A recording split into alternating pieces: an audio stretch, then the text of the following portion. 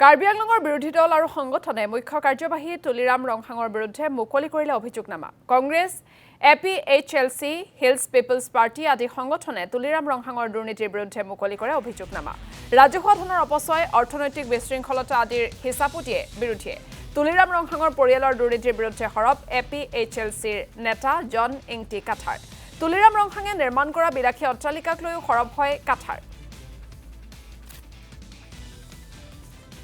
Karbi আংলঙত, west Karbi আংলঙত আৰু ডিমা হাছাওতো একেই কথা।